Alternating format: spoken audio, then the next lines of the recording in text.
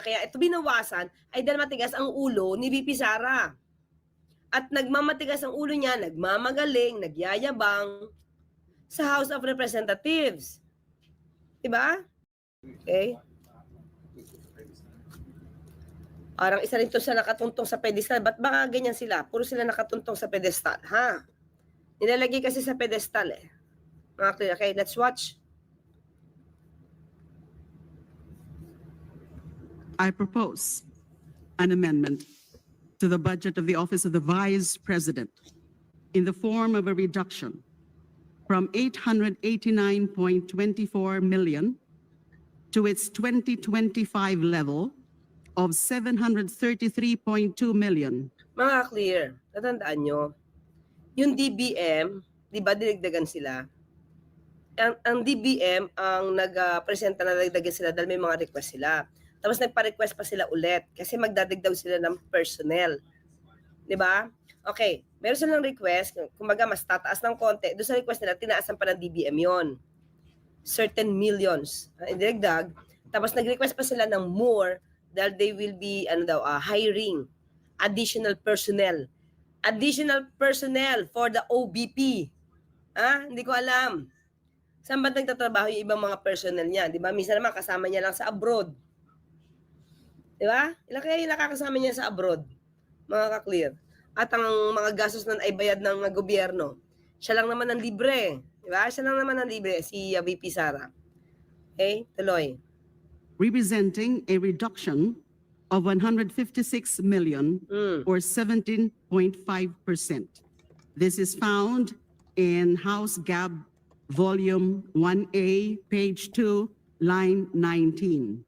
Madam Speaker, Madam Sponsor, may I briefly explain my proposed amendment? Every peso in this budget is the people's money. And when we demand accountability, we do so not out of hostility, but out of duty. Duty to the Constitution. Okay? So, kumbaga, sabi niya, kung sila ay nagdidesisyon dyan, dahil sila na may power of the purse, itong pagdidesisyon nila, hindi naman out of hostility, hindi lang because of galit. Diba? Hindi dahil sa galit, o kaya dahil naman pinapaboran mo, but may obligation ka sa taong bayan, kasi ang pinamimigay mo sa mga yan, pera ng taong bayan. Diba? Kaya kung siya man ay magsasuggest ng anuman dito, patungkol sa budget ng OVP, ito ay hindi out of hostility, hindi out of galit, kundi obligation, out of their obligations, di ba? Mga mambabatas, lawmakers, obligations to the people. Di ba? Sige, tuloy tayo. Duty to the people and duty to the truth. Let me then again put this on record. VP Sara Duterte's repeated refusal to face this chamber is an insult. It spits on the duty of accountability. While she clings to millions in public funds, she refuses to explain. This is yun nga. Mingi ka ng mga milyones para sa pondo mo, pero hindi mo naman in-explain bakit. Diba? At may mga condition pa siya, kung a-attend siya, dapat, diba? Dapat daw si PBBM ay a-attend sa kanyang budget hearing. Pangalawa, dapat yung mga naka-issue ng ilbo ng DOJ. DOJ pa yan, mga kaklir, ha? Hindi sakop ng House ang DOJ. Ang DOJ is under executive.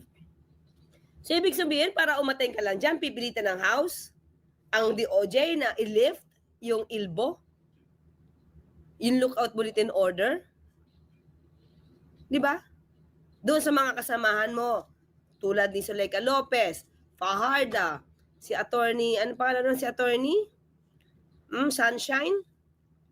Ayun, Attorney Sunshine Fajarda.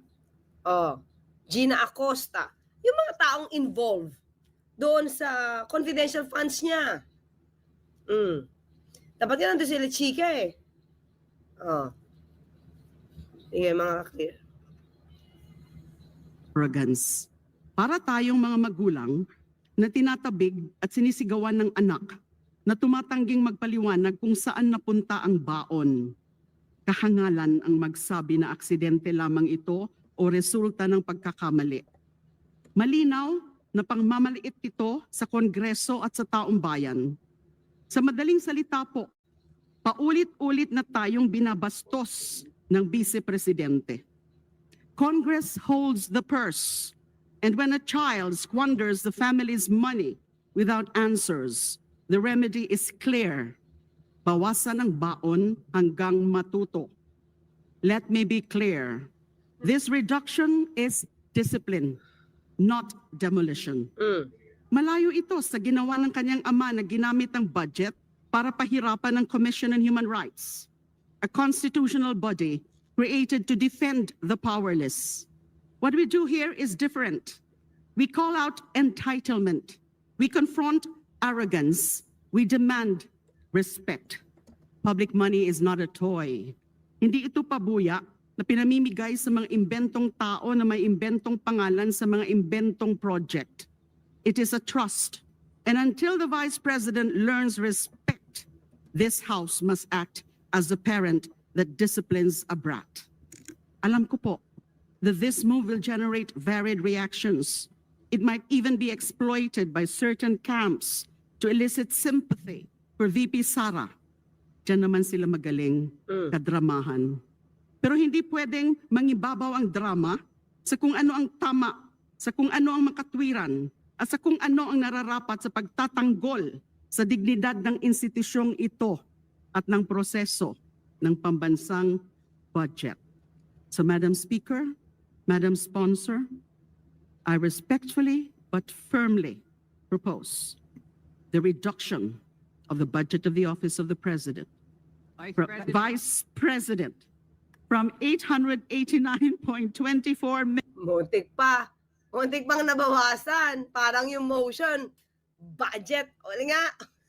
Tawa tuloy seryoso na eh.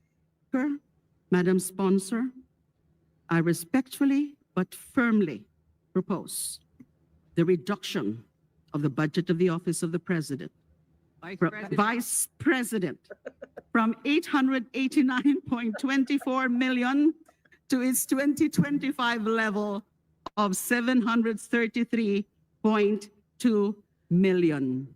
I so move. Maraming salamat po. Ano ba nangyari? What does the sponsor say? Kaya ano lang yung naputol. Anyway, basta tayo dito mga ka-clear. Alam ko kinontra, nag-apila. No, yung sponsor. Pero parang hindi sinang-ayunan eh. Teka lang Okay.